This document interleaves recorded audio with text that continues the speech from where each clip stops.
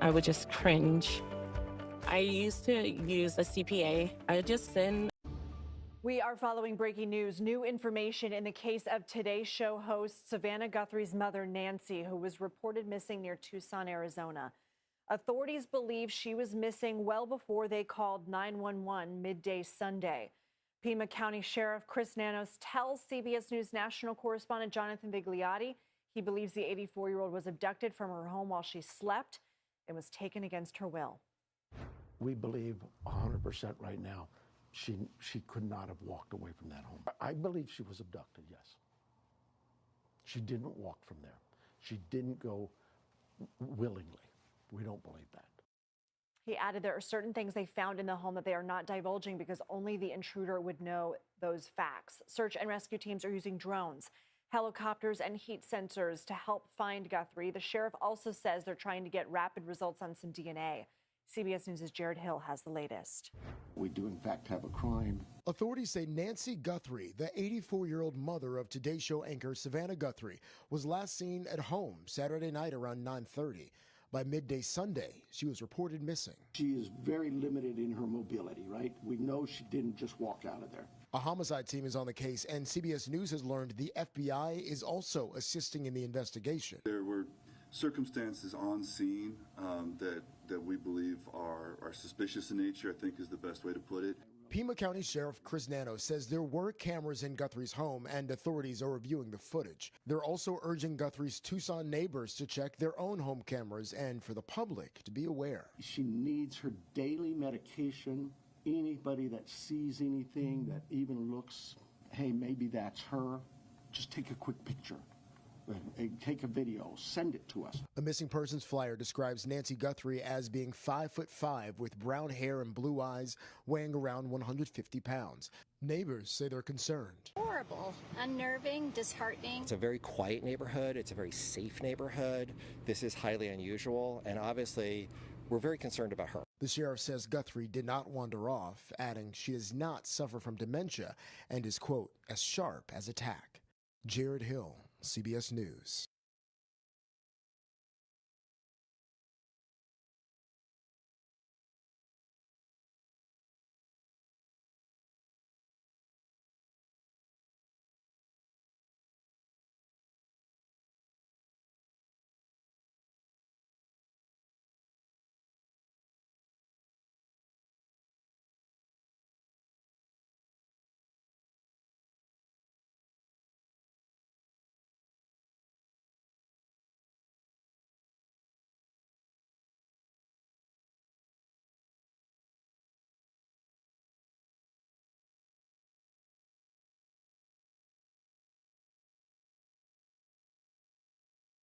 You're watching The Legal Breakdown. Glenn, we have new news coming out of the Grammys where Donald Trump has threatened to sue Trevor Noah, who is the host of the Grammys. So just to give a lay of the land here, here's the clip of the joke that Trevor Noah told. Song of the Year. Congratulations, Billie Eilish. Wow.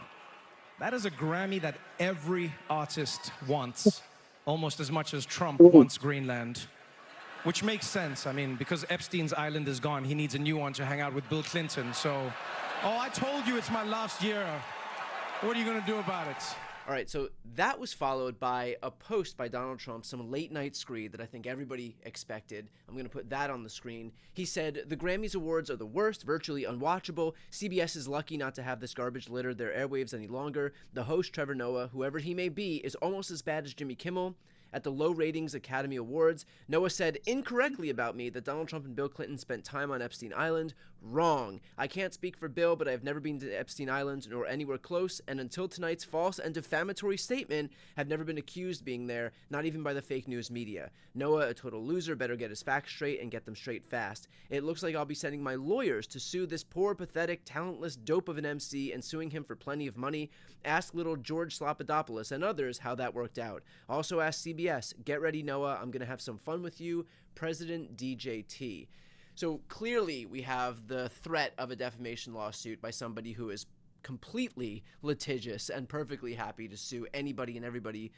So I want to ask first and foremost about the merit of this potential lawsuit that Trump is going to wage against Trevor Noah. Scribe is how you stop explaining the same thing over and over at work. Watch this. It'll change your life. You know, Brian, I know Donald Trump wants to be king of America, but, you know, he's nothing more than king of the petty grievances. Not only was he the butt of Trevor Noah jokes, but he was the butt of the joke throughout the evening, I think with good reason. But, okay, let's break it down. What constitutes defamation? There are 5 elements. Elements are just things you have to prove if you want to be successful in a defamation suit that you bring in court. We should remember that the Supreme Court has recognized that comedy is a protected form of speech. It's artistic expression. So let's start with that basic proposition. But if you want to successfully sue somebody for defamation, you need to prove, 1, a false statement was made, 2, it was made about you were named, 3, it was published. Now, that could certainly include being spoken at the Grammys and hitting the public airwaves.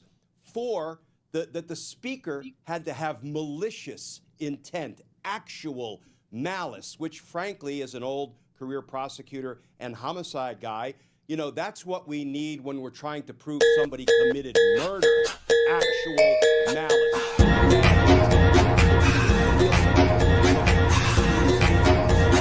You need actual malice. And then 5, you need to prove damages. What does that mean? Donald Trump would need to prove that there was harm to his reputation or that he suffered financial loss as a result of Trevor Noah's joke. So again, you played the joke, and I hate to go all lawyerly here, Brian, but that's kind of my job. And so I want to speak the exact words that Trevor Noah spoke when he was making a joke about Donald Trump. He said, "Song of the Year, that is a Grammy that every artist wants almost as much as Trump wants Greenland, which makes sense because Epstein's island is gone. He needs a new one to hang out with, Bill Clinton." So first of all, you actually have to draw an inference from the words that Trevor Noah spoke. He didn't say Donald Trump spent time on the Epstein Island with Bill Clinton. He lightheartedly said, well, you know, if he wants to find a new island to pal around with Bill Clinton on. So literally you would have to draw an inference, and people can draw any number of inferences from a joke that is told. But, you know, I don't think this will be a winning defamation suit. You want to in cry the this how event stressed you are? it is brought, and Is this we can cool? go through which elements I think, you know, the evidence would be deficient on. But, you know, just the fact that a president is threatening in really the most obscene and pathetic terms in his posts on social media, that he's so aggrieved by a joke that was told about him that, you know, he's going to go after the comedian. You know, the whole thing kind of tells you everything you need to know about Donald Trump and just how thin his skin is. Glenn, since this lawsuit would happen in Trump's personal capacity, would there be some way for Trevor Noah to countersue and maybe try to, you know, impose some punishment for a frivolous lawsuit being waged? In theory, if you believe you are being sued in bad faith without any evidence to support the legal claim that's Those guys probably make a killing just talking shit. Chop up a couple of videos and send it. Trump's house. What's going on in the... Yo, did you hear about this? Yo, they kidnapped this lady's mom, bro. Wait, where is it? I just played the video. Wait, were you here to see the first video I played? Or did you just come in during that second one?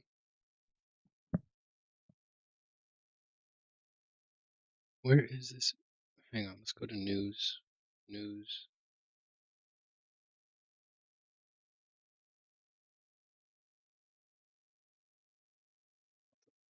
Let's go to history.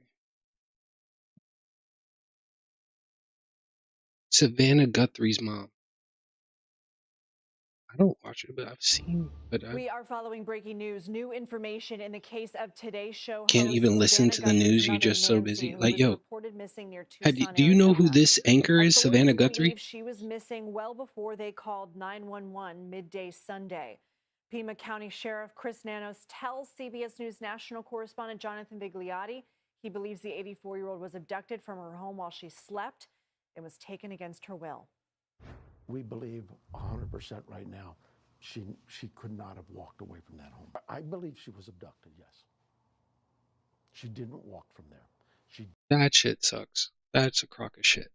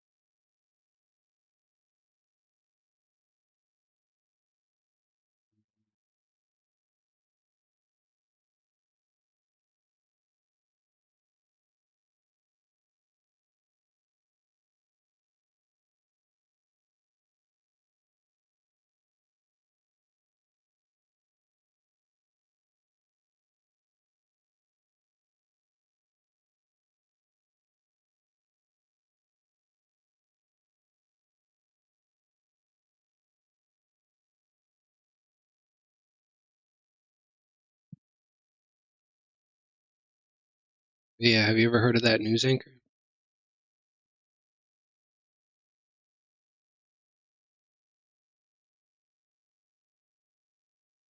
See, that's it.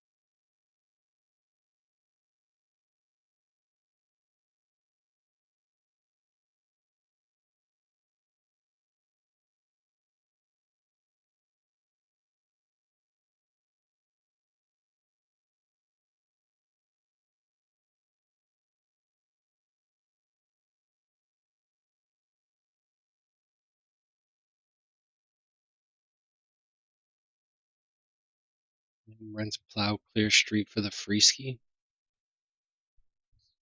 He's a good guy. I don't know if I have that much good in me.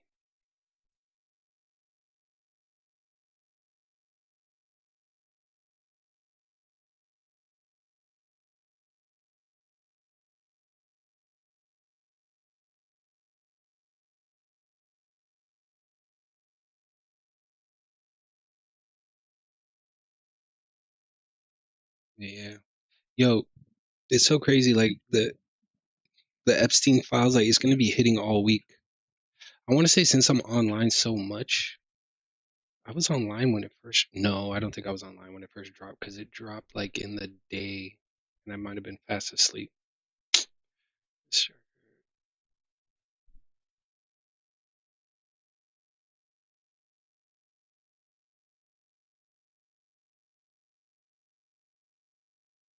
What do you think about this stream with no music? Because I'm streaming on YouTube right now.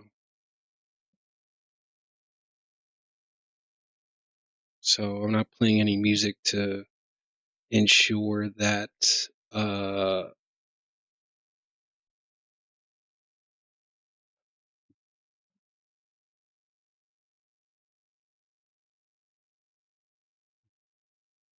so it'll just be a clean YouTube stream, and then I'll probably end it and just keep streaming on Twitch and TikTok. I wonder what some. Oh my goodness! I think I closed my TikTok window. Oh my goodness! Has anybody even been on my TikTok? Shit, my bad. I don't even know if anybody's been on my TikTok because I haven't had the window open. Somebody give me 130. Yo, thank you so much for the likes on TikTok. The 113. Whoever did that, yo, I just opened this shit up right now. Damn. Whatever. Fuck.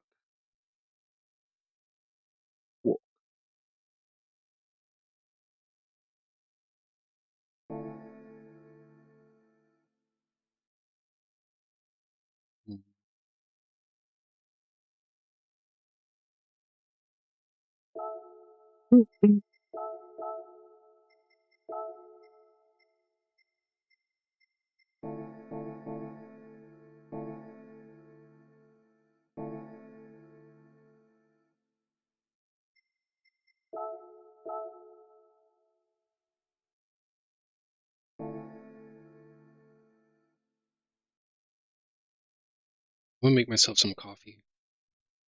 You saying you're tired, and me, I know I feel tired. I didn't sleep enough. I'm gonna make myself some coffee. Hang on.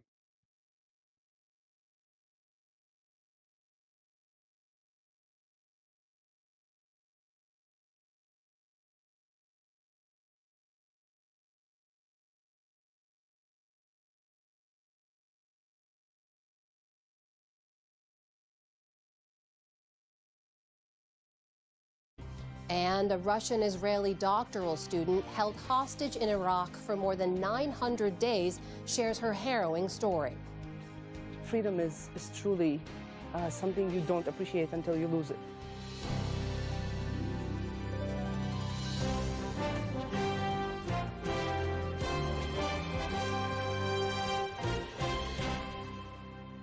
Major funding for the PBS NewsHour has been provided by...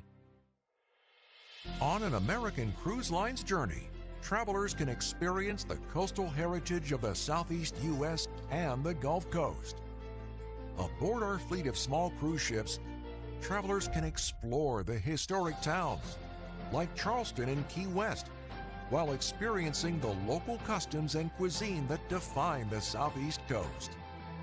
American Cruise Lines, proud sponsor of PBS NewsHour. The ongoing support of these individuals and institutions. And friends of the NewsHour, including Leonard and Norma Chlorfine, and the Judy and Peter Bloom Kovler Foundation.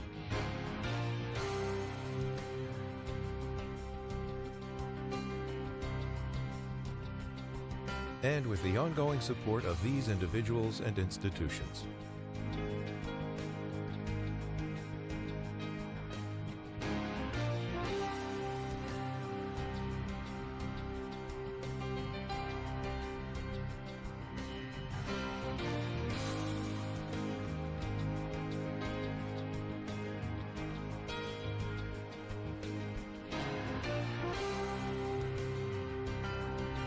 This program was made possible by the contributions to your PBS station from viewers like you.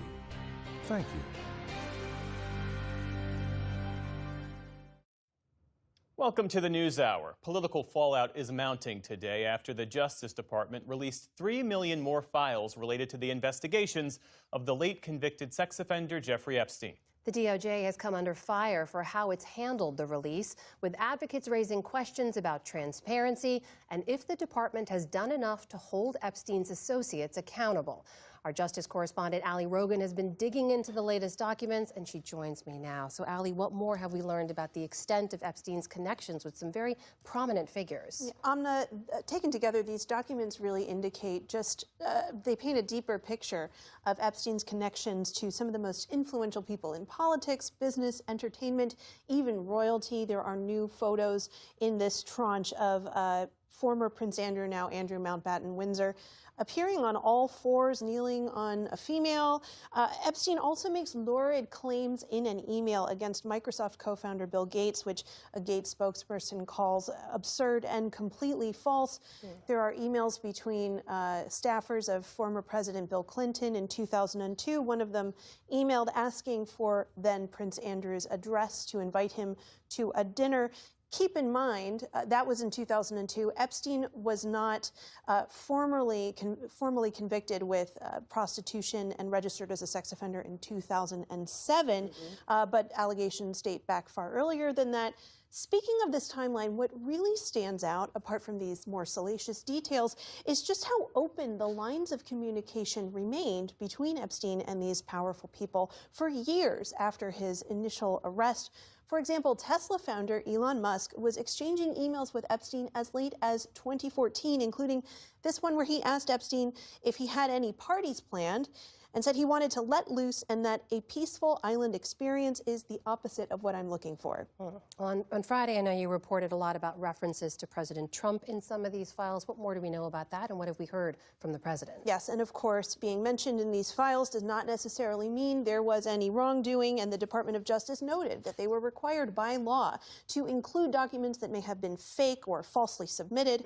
But last night at the Grammy Awards, host Trevor Noah did joke about Trump spending time on Epstein Island with Bill Clinton, which elicited this response from Trump on his social media, quote, "I can't speak for Bill, but I have never been to Epstein Island," and he said Noah should get ready for a lawsuit. Well, we know among those pushing for the release of these files have been the many survivors of Epstein's abuse. What are we hearing from them? Epstein survivors say two things. Number one, a lot of stuff was over-redacted that should be released to the public, and other information was under-redacted that should have been kept secret. Earlier today, I spoke with survivor Liz Stein, who is now an educator and activist fighting human trafficking worldwide. And shortly before we spoke, she said she had found her own name in the files. When we see, things that we know perhaps should not be redacted, yet we see the release of survivors' information all over the place, it just feels incredibly careless. I think perpetrators are being protected, but victims of this crime, survivors of these crimes, are not.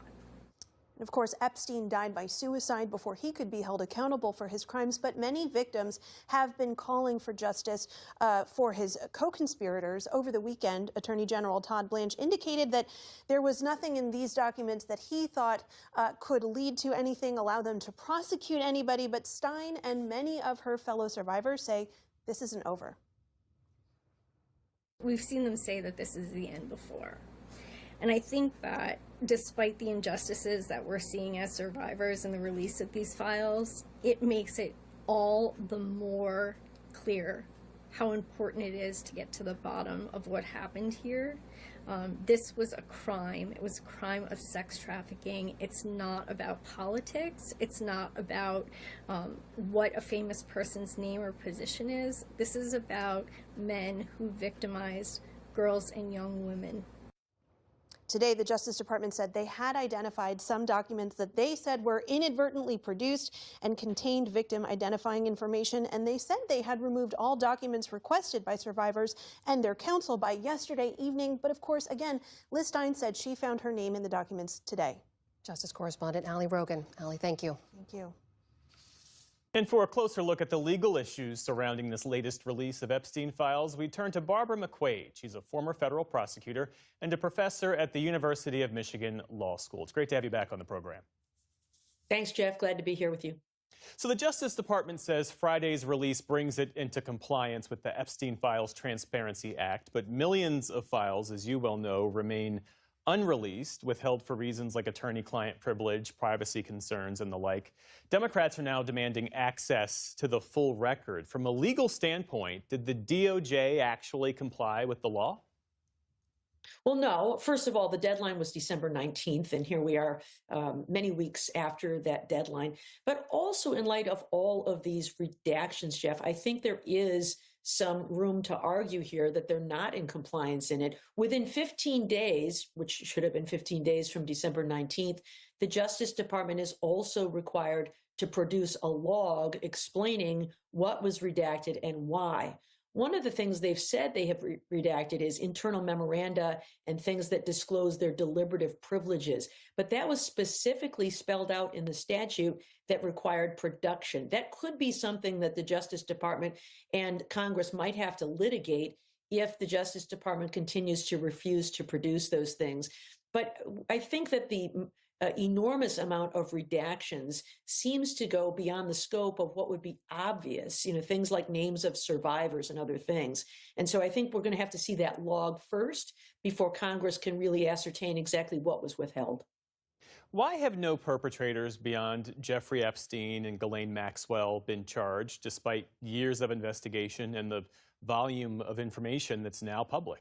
Well, of course, we still don't know what's behind those redaction bars. But I think what the public is seeing here is there is a difference between things that are wrong, morally reprehensible, shady, even awful. But to prove a crime, you'd have to show that someone engaged in actual sex trafficking. That means transporting someone across state lines who is underage for the purpose of engaging in sex acts, or if they are not a minor, doing so through threats or coercion. That requires a level of intent, knowledge, and the actions of doing these things.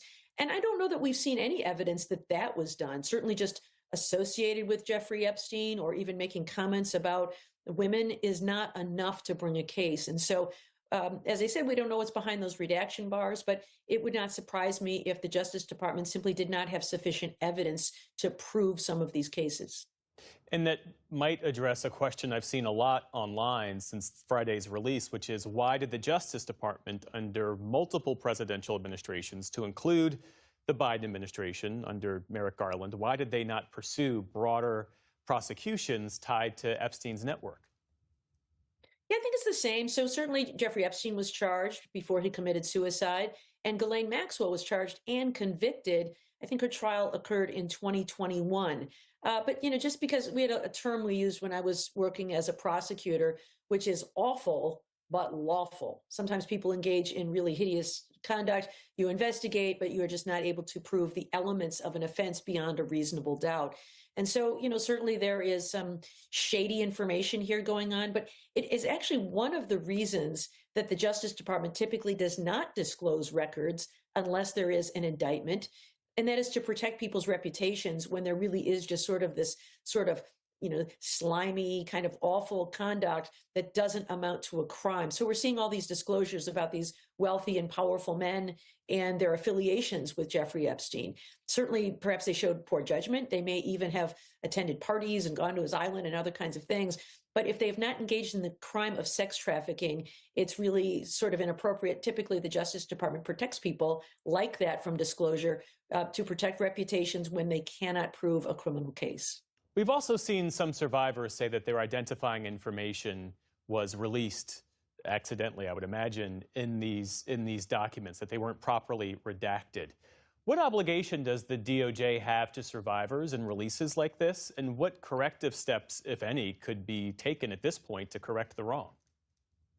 Well, the statute itself said that they should not produce, they should withhold and protect from production the names and other identifying information about survivors, which is par for the course. It is typical when the prosecution produces even discovery to a defendant to redact those names and provide only that which is necessary to share with them for a fair trial. And so in some instances, it strikes me as sloppy. Now, I know they had millions of documents they had to review in a very short period of time, but that's the law. You need to make those your priorities. Maybe there's some things you can't do that month. Maybe there's some immigrants, Jeff, that can't be arrested that month because you need prosecutors to be reviewing the documents in compliance with the law. What can be done about it? I suppose there could be civil lawsuits to the extent that survivors want to file a lawsuit to suggest that they have been defamed in some way by the production of their names in violation of this federal statute. I think they could have some civil remedies available. I also want to get you to weigh in on another important matter, and that's President Trump today suggesting that Republicans should, in his words, nationalize the voting process, and he argued it's necessary to prevent what he calls crooked Democrat-led states from allowing illegal voting. Here's what he told Dan Bongino. These people were brought to our country to vote, and they vote illegally. And amazing that the Republicans aren't tougher on it. The Republicans should say, we want to take over. We should take over the voting in at least 15 places. The Republicans ought to nationalize the voting. When the president says these people, he's talking about undocumented immigrants. The Brennan Center for Justice has said time and time again that this is a lie. It's a conspiracy theory. There is no widespread voting by non-citizens. But from a constitutional standpoint, what would it even mean to nationalize elections? And does the federal government have the authority to do that when elections are the authority of state governments? No. The Constitution says that it is the states that set the time, place, and manner for elections. And that has consistently been held to mean that we have not one national election, we have 50 elections throughout our country on election day. And there's good reason for that. One is state sovereignty, but another is that kind of decentralized system is what protects us against some sort of widespread fraud that attacks our nation, or the collection of one database of all voting records. But in terms of administering the elections, that is all done at the state level by the Constitution. So the only way to nationalize elections would be through a constitutional amendment. Barbara McQuaid, always a pleasure to speak with you. Thank you. Thank you, Jeff.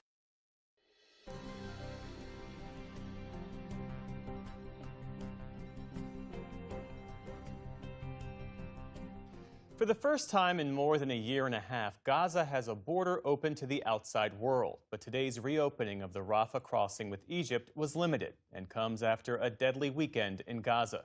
Palestinians say Israeli strikes killed more than 30 people. Israel says it was targeting Hamas reconstituting in Gaza. Here's Nick Schifrin with more. Tonight, after sunset, a new day for a handful of Palestinians. Ambulances full of the wounded evacuating to Egypt. And dozens of Palestinians returning from Egypt to Gaza, eager to come home. Earlier today, their families waited to welcome displaced relatives. Iman Rashwan hasn't seen her mother and sister for nearly a year. We have been waiting for it for a long time, and every time it is not true, but this time it was true.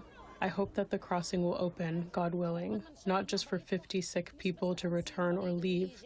God willing, the crossing will open for everyone. Israel and Egypt say every Palestinian who returns or leaves must be vetted, and so far Israel is blocking any goods from crossing. The lucky few approved to leave, a fraction of the estimated 20,000 Gazans in need of medical care. Like Mohammed Abu Mustafa, whose wounded eyes today were covered by his mother, Raja. The family says an Israeli strike blinded him as he waited for food to fight the family's hunger. For 2 years, we have been waiting for the crossing to open, and now the Ministry of Health called us, telling us that we will travel to Egypt in order to complete his treatment. International organizations say only half of Gaza's hospitals and healthcare centers are even partially functional. But today's opening, a key step toward phase 2 of the ceasefire that calls for Israeli troops to leave Gaza and be replaced by international forces. Hamas to be demilitarized, a step it has so far refused to take, and for Gaza's reconstruction, as envisioned here in a recent U.S. presentation. The Palestinians say the ceasefire is in name only, following a deadly weekend, that Palestinians say killed more than 30. Saturday was the single deadliest day in Gaza in more than 3 months. The strikes hit an apartment building in Gaza City, a Hamas-run police station, and a camp housing the displaced. Israel says Hamas violated the ceasefire the day before and that it targeted Hamas leaders and weapons storage and manufacturing sites. Boys mourn their father. And emergency crews tried to identify the badly disfigured. This is supposed to be a ceasefire, and this happens again. Our capacities are very limited. We need proper machinery, equipment to help us save injured civilians and bring out the martyrs' bodies from under the rubble. The UN says that 80% of Gaza's buildings are largely rubble. The U.S. hopes that Gaza's future in the next 3 months includes a surge of humanitarian aid and a new rebuilding plan. But until then, the displaced and death are still Gaza's present. For the PBS NewsHour, I'm Nick Schifrin. Turning to the day's other headlines, President Trump says there can be no changes to a funding package that the House aims to pass this week to fully reopen the federal government. He also says he's working hard with Speaker Mike Johnson to make that happen. A partial government shutdown began at the end of last week. That came after the Senate passed a measure on Friday that would extend funding for the Department of Homeland Security for just 2 weeks as Democrats push to rein in President Trump's immigration crackdown. House Minority Leader Hakeem Jeffries told reporters today that he's also working with Johnson on a potential deal, but that DHS funding remains a sticking point. Still haven't seen a clear path articulated, an ironclad path articulated by the Trump administration related to the type of dramatic changes that are necessary in order to rein ICE in. It's out of control, and the American people know it. This latest funding battle comes just months after a 43-day shutdown last fall, which was the longest in history. Parts of the southeastern U.S. are digging out from another weekend winter storm. This time, it was North Carolina that took the biggest hit. Some areas broke records with more than a foot of snow, and there were more than 1,000 traffic collisions, 2 of them fatal. In the meantime, tens of thousands are still without power across the South more than a week after the last crippling storm. While in Florida, farmers rush to protect their citrus crops from some of the coldest air in decades, with the cold weather set to continue. Meantime, in Pennsylvania this morning, it's Punxsutawney Phil! The world's most famous groundhog reportedly saw his shadow, which by tradition means 6 more weeks of winter. Though to be fair, national weather experts say Phil is accurate less than half the time. What we do know is that milder temperatures are coming tomorrow for parts of the southeast and mid-Atlantic, with temperatures rising above freezing for the first time in days.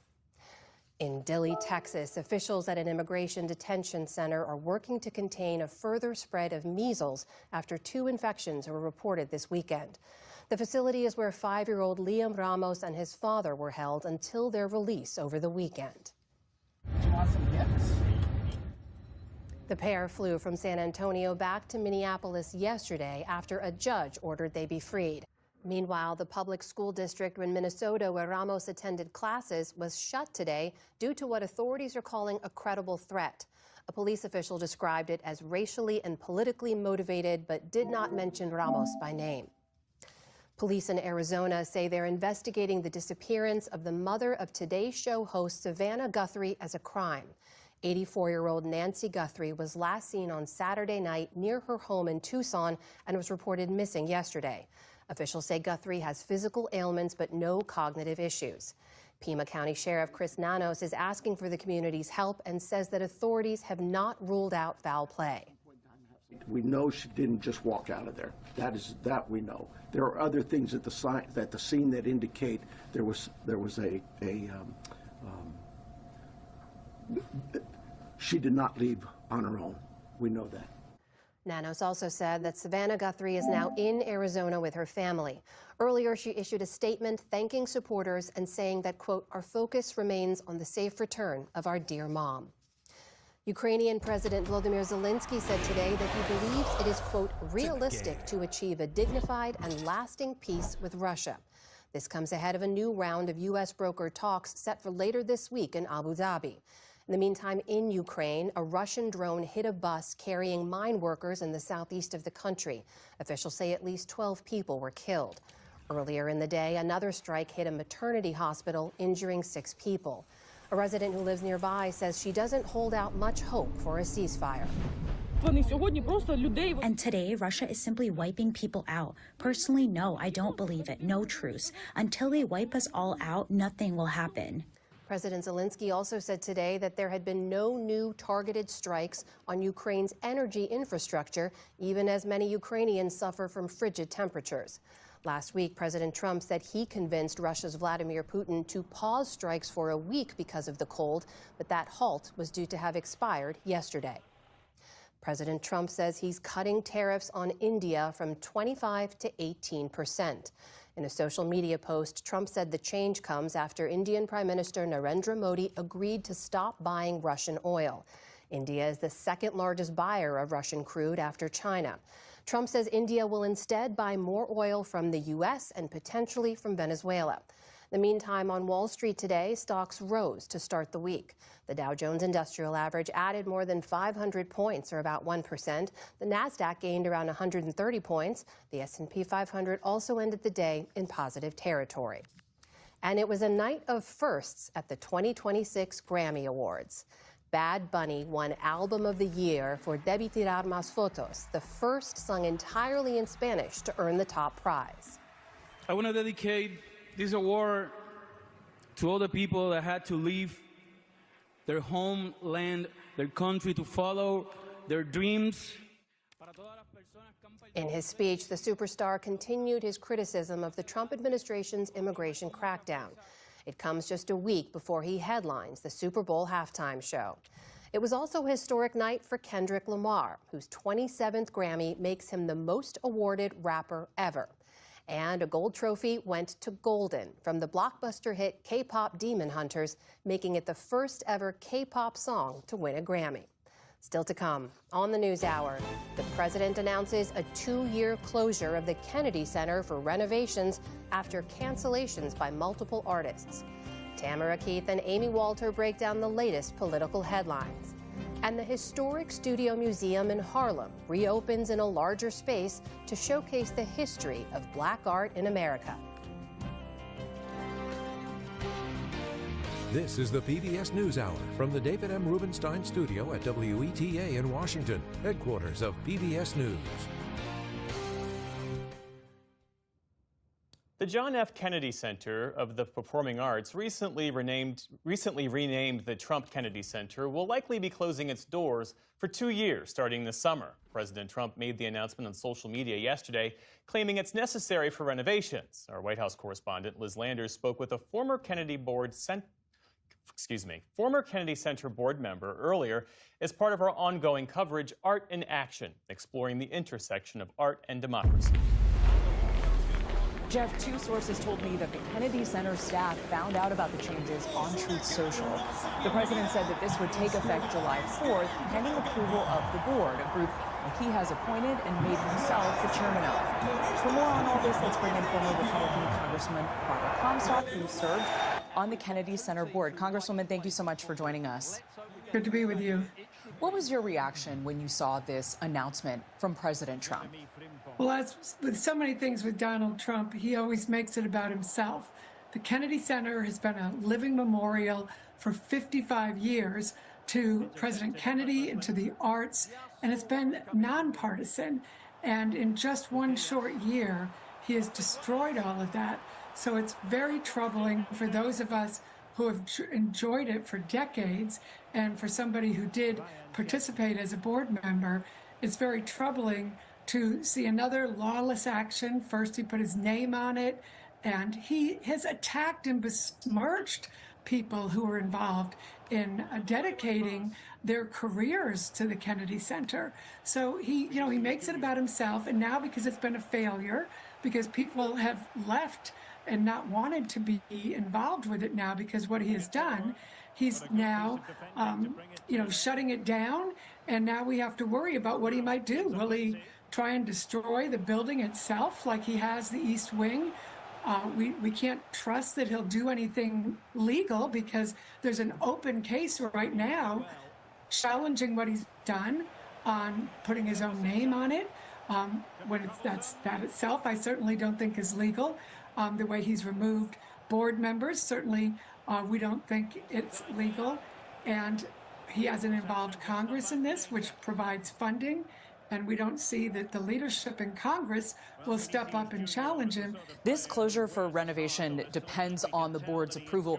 Do you think that they are going to approve this? And to your point about members of Congress, should Congress have some oversight about this closure and renovation for the next 2 years? Well, certainly Congress should. I don't have a lot of, trust that they will, because this Congress, this leadership has shown no interest in standing up to Donald Trump. Certainly this board, which is his board, I mean, he made this decision, then he said, oh, well, I'll give it to my board.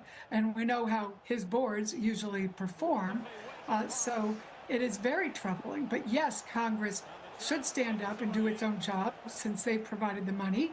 And if they don't, I certainly hope that those of us, who are involved in, the people who are involved in lawsuits, I certainly hope those who are concerned about it will withhold funding until until it's shown that there will be bipartisan action on this, and it should not be shut down. I mean, that is very troubling. All of us who have seen the Kennedy Center in action for these, for decades, have seen that. This has functioned fine until he came along in this past year and has destroyed all of that. Recently spoke with the Kennedy Center President Rick Grinnell, who said that they are changing programming to appeal to a wider audience. Here's what he told Amna last month. This is a phenomenon that's been going on for decades. Arts centers are struggling. And the only way that you can go forward and have an arts institution that's financially secure is to look at the holistic aspect. We cannot have arts institutions that lose money because you have programming that is woke or not popular. Do you think that his point there, and what he says that the president is also making that point, he was saying too, that the programming needs to appeal to a broader audience. Do you think that the Kennedy Center programming was not appealing to a broad audience and needed some changes? Well, I think the programming, it has been speaking for itself. It has been filled up for decades, and Rick Grinnell is certainly not a competent person to be heading it up. He did not have the background to be put in charge of this. So it's very sad to see a partisan like this, again, somebody who's been smearing the reputations of the people who have been involved on a voluntary basis, dedicating, their money as well as their careers to this institution, and then he comes along and attacks it with no background or experience in this. What would a 2-year shutdown of the Kennedy Center mean for the arts, both locally and nationally? Do you think that the venue can recover? Well, I certainly hope it doesn't come to that. But listen, they've been, my understanding is Donald Trump has been, out there shaking down the community for money. So what has been, who's been giving money to this right now? What's going on? What is the plan for this? When we look at what he's done, the example already we've seen of what he's done with the East Wing, what is the vision of what he's going to do when he's asking people to give money, and then he has this partisan board that is his board?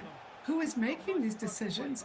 So I think this needs to be taken out of his hands and out of the hands of his partisans and put it back into the hands of an independent board, into the hands of Congress and oversight. I mean, it would just be tragic to have this revered art center destroyed by somebody who's never shown any love of the arts. Former Congresswoman Barbara Comstock, thank you for being here. Thank you. And late today, President Trump said he would not be, quote, ripping down the Kennedy Center, but indicated the interior could be gutted. Meanwhile, a special election in the Lone Star State further erodes Republicans' margin in the U.S. House of Representatives. That as the federal government partially shuts down again. For more, we turn to our Politics Monday duo. That is Amy Walter of the Cook Political Report with Amy Walter and Tamara Keith of NPR. Great to see you both. Good to be here. Let's talk about Texas. Two races I want to ask you about. One, not a surprise, the 18th Congressional District there. A Democrat, Christian Menifee, won a special election to fill a seat that's been vacant since a member passed over a year ago. The other, Amy, for a state Senate seat in Fort Worth, where Democrat Taylor Ramett won in a district that Trump won by 17 points last year. What happened there? Well, I think it's easy to look at this and think, well, we're living through a time right now where Trump, the backlash to ICE, his approval ratings going down, thinking that this is directly connected to that. But if you look overall, look at all the special elections that have been taking place since 2025, this fits into the pattern that we've seen, which is Democrats outperforming what Kamala Harris got in those districts in 2024 by, on average, 13 points. So it is part of the headwinds that continue to batter Republicans right now. You know, you could look at 2025 and say, well, maybe these will ease up as we get into 2026. Obviously, this race in Texas shows that there's absolutely none of that happening right now. Concerns for Republicans in the midterms. What are we hearing from the White House? Yeah, and special elections are special. So, you can't take one election and say, wow, this is how everyone is going to be in the fall. But, fascinating case with this race. President Trump did endorse that candidate. He did go on social media and say, you got to get out there, you got to vote. And then when asked about him losing by a really significant margin, the president was like, what? I'm just learning about this right now. Who are you talking about? I don't know what you're talking about. When I'm not on the ballot, sometimes people lose. And that has been his answer to a lot of these losses. The reality is, whether he's on the ballot or not, he will be on the ballot in November.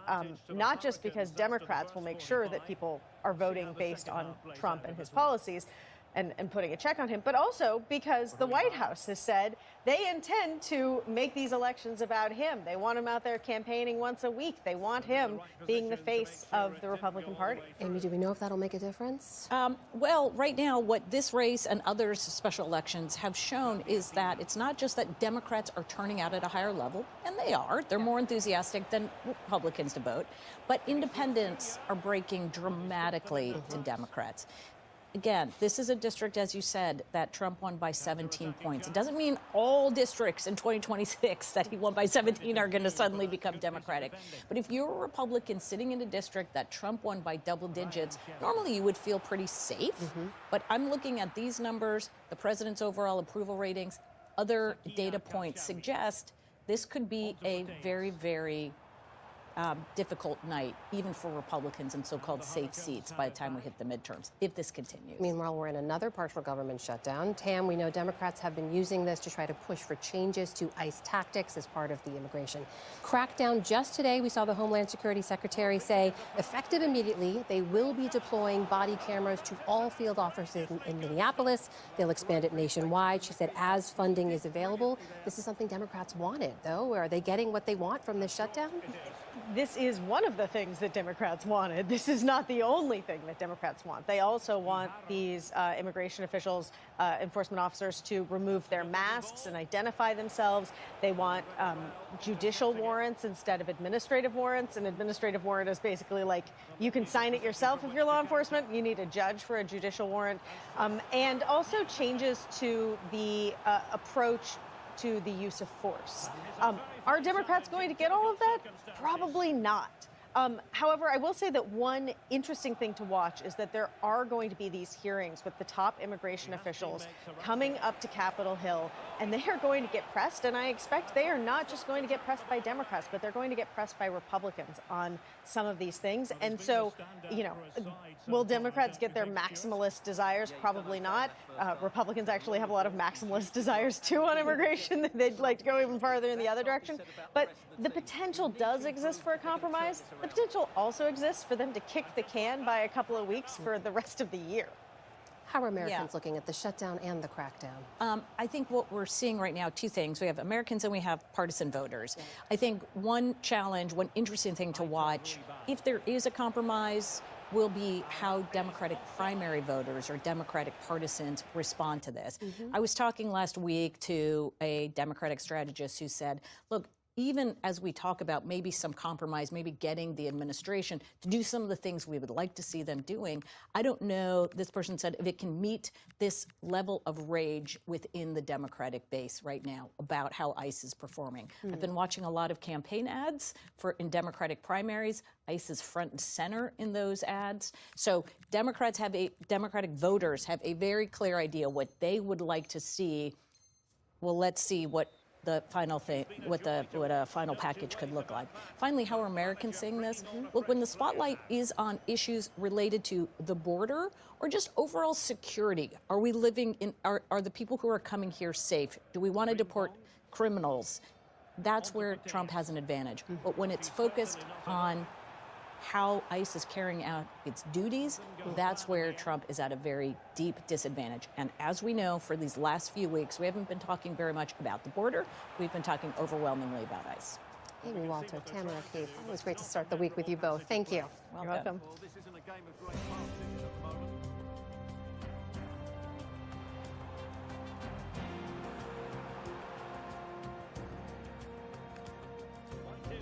Now, a journey to freedom after more than 900 days in captivity. Elizabeth Surkov, a Russian-Israeli doctoral student at Princeton University, was conducting research in Baghdad in 2023 when she was kidnapped and held by an Iran-linked militia for more than 2.5 years. Her release last September followed a high-stakes international push.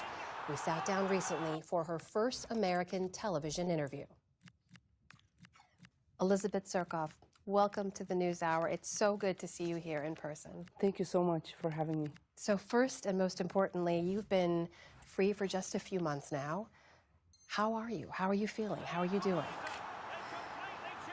Well, mentally, I feel I'm well. Obviously, I'm in therapy, but I'm well, and I'm happy to be alive, and I appreciate things about life that I previously took for granted, like having windows in the room and being able to see what's outside and the sun and enjoying its warmth.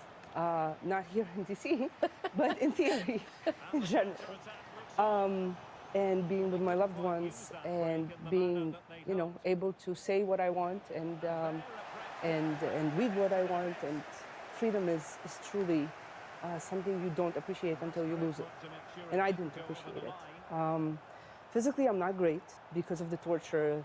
All my joints are damaged. Now I'm sitting, the knee hurts. On top of that, during the torture, Kataib Hezbollah, the militants who kidnapped me, herniated 2 discs in my back. So I'm sitting now with a belt to kind of hold it in to prevent the pain. And a lot of the time, I'm basically at home. I kind of half lie, half sit. It's still a struggle. You wrote an essay detailing your experience, and you titled it, "I was kidnapped by idiots," about your treatment and your torture while you were kidnapped and held hostage. You said that after they discovered you were Israeli, the treatment changed. Yeah. How so? Basically, I was kidnapped for a ransom as a foreigner, not as an Israeli. They thought this is a money-making exercise by grabbing you. And even after they realized that I'm Israeli, it remained very much about money for them. They genuinely believed the confessions that they extracted under torture, that I'm a double CIA and Mossad spy. Before that, they would starve me. The kidnapping itself was extremely violent. But other than that, the interrogations did not involve violence.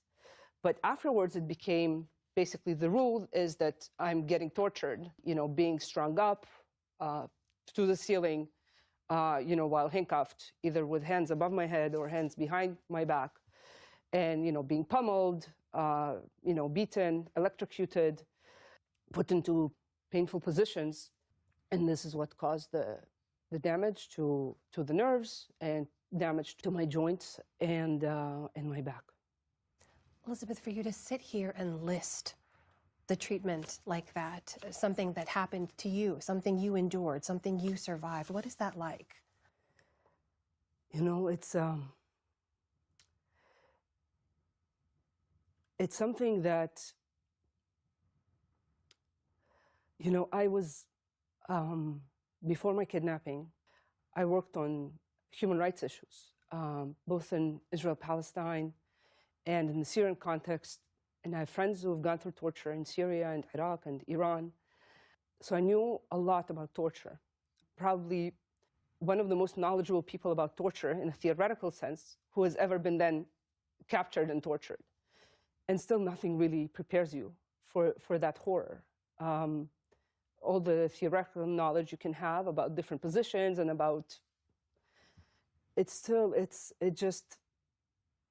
there's something deeply dehumanizing about that experience. And just witnessing people who enjoy doing that. I wouldn't do this to a cat, you know?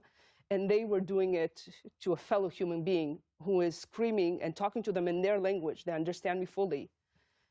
And yet they're capable of doing that. I mean, this is kind of pure monstrosity. We know now that it took months and months of sustained diplomatic pressure from the U.S., from Israel, from Iraq to secure your release. But what is your understanding of why they decided to let you go in the end? Things really changed when President Trump, you know, won the election. And I was about to say was sworn in, but actually action began even before he was sworn in. Adam Boehler, who was one of the early appointments in the Trump administration. He leads the hostage affairs office. Exactly. So he agreed to take on my case. Then Adam Boehler traveled to Iraq, forced his way into a meeting with the prime minister, demanded my release. And finally, the person who sealed the deal is Mark Savaya, who is an Iraqi-American, who was recently appointed as the special envoy to Iraq of the Trump administration. And he traveled in early September 2025 to Baghdad, met with Soudani, the prime minister of Iraq, and told them to tell Qatar Hezbollah, to tell the leadership, that if they don't release me within a week, Trump is going to kill them. And because Trump had killed the previous commander of Qatar Hezbollah, Abu Mahdi al-Muhandis, in 2020, they believed him, and they released me within a week. Mark stayed behind in Iraq, waiting for me to get out. So much of your academic work that you mentioned you're still continuing now focuses on the kind of people who kidnapped you, who tortured you for those years. You're continuing that work now, but I wonder if you look at that entire world of power and militias and all of this, do you look at it differently now? Oh, absolutely. Basically, my roommates, my guards, right, were Qatar Hezbollah members, and this allowed me to learn so much about them. You know, these militias, in their rhetoric, the way they present themselves, they're always, you know, we are a resistance movement against the U.S. occupation, against Israel, etc. In reality, the majority of their victims are Arabs.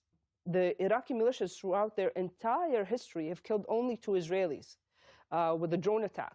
And I'm their only victim, kidnapping victim, who is an Israeli. The rest are Iraqis. You know, all the cars in which I was driven were new, had new car smell, were leather seats. In the last facility where I was held, there was a jacuzzi, not for me, obviously. The commanders of these militias are extremely rich men. And this was very evident also in the members who interacted with me, who were my guards. There are people who are just there for a salary because Iraq doesn't have a private sector, and this is a way to get a job. And the additional perk you get is that you are also intimidating your surrounding.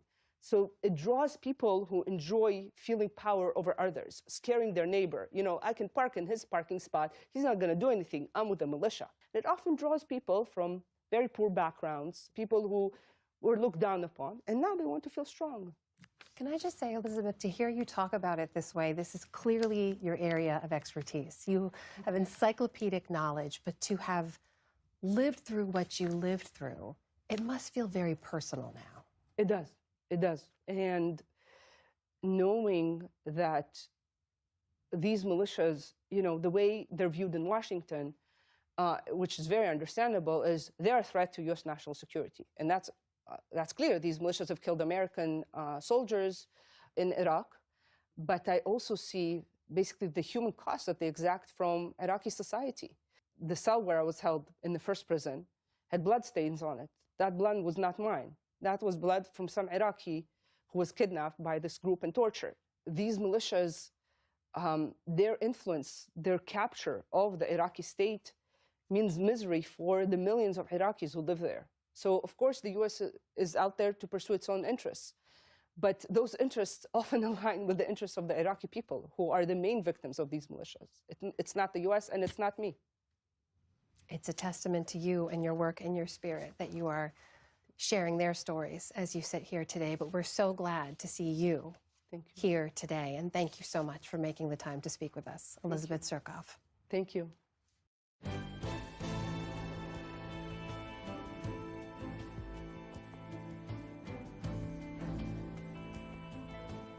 It is a celebration as well as a reckoning. The Studio Museum in Harlem reopened this fall after 7 years in a new building that showcases its history of highlighting Black artists, a history and project credited with helping change and diversify the art world. Senior arts correspondent Jeffrey Brown visited the museum for our Arts and Culture series, Canvas. Today, Thelma Golden is a widely respected and much-loved figure in the art world.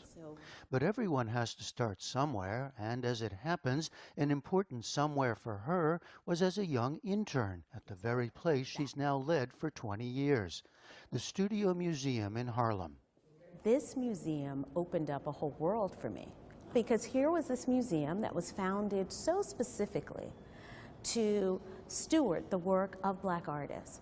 And what I encountered here as a young person was a group of people who were so passionately committed, with so much purpose, and that were doing it in ways that, you know, didn't ever occur to me were possible. All these years later, Golden is presiding over the reopening of the museum in a stunning new $160 million building that somehow fits into its former site on 125th Street in the heart of Harlem, an historic center of Black American life and culture.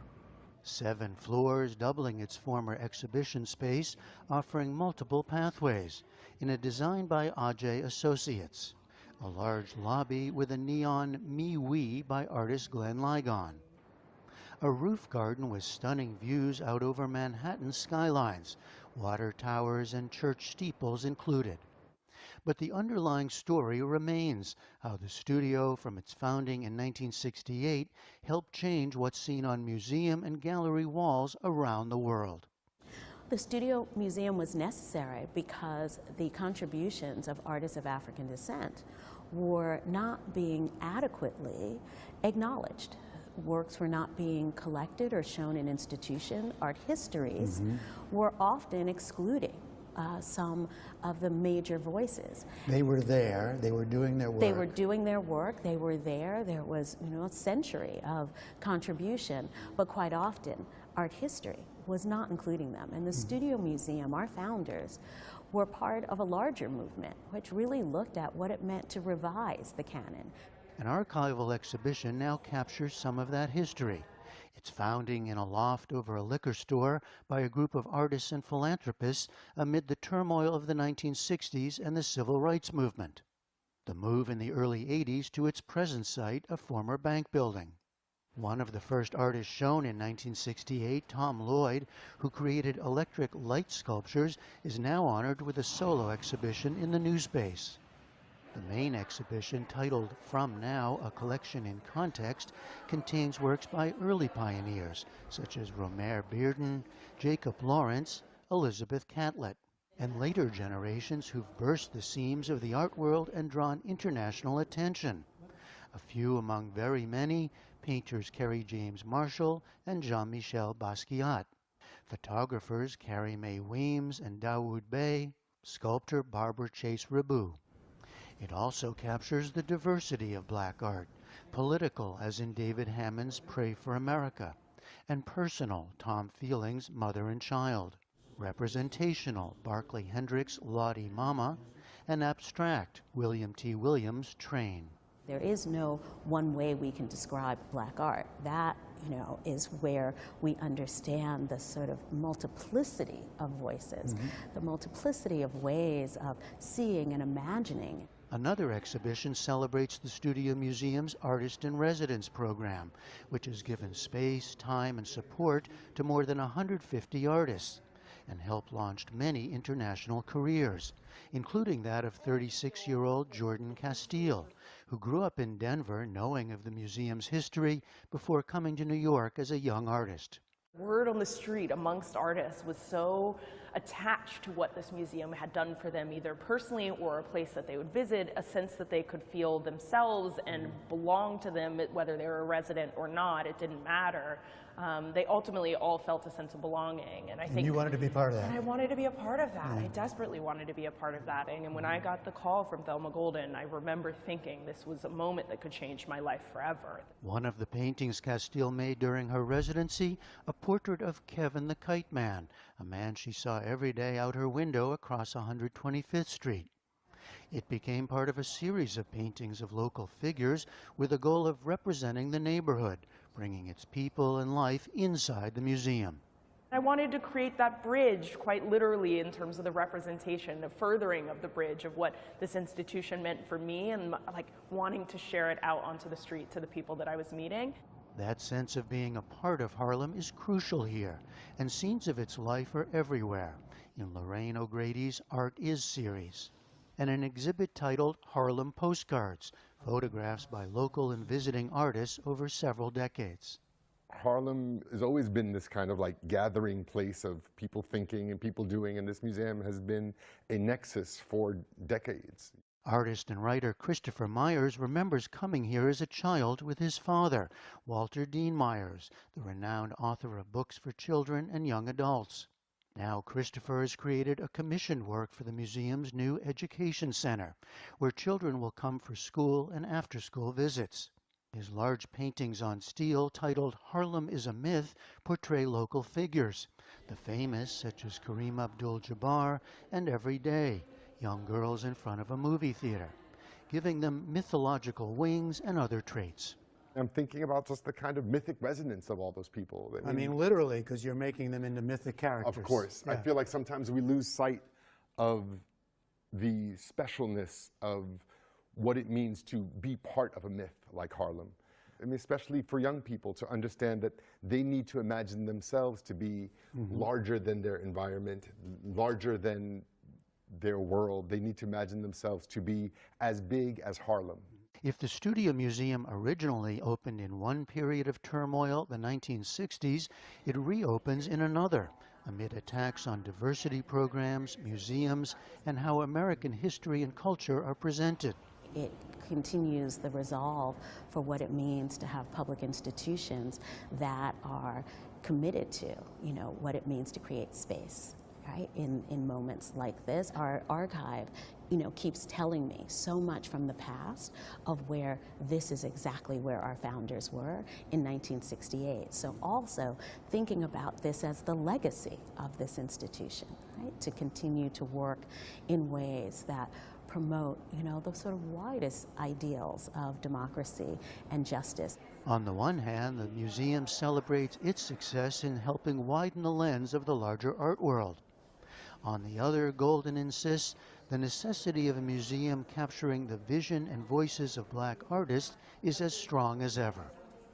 For the PBS NewsHour, I'm Jeffrey Brown at the Studio Museum in Harlem. And that's the NewsHour for tonight. I'm Jeff Bennett. And I'm Amna Nawaz. On behalf of the entire NewsHour team, thank you for joining us. Major funding for the PBS NewsHour has been provided by Friends of the News.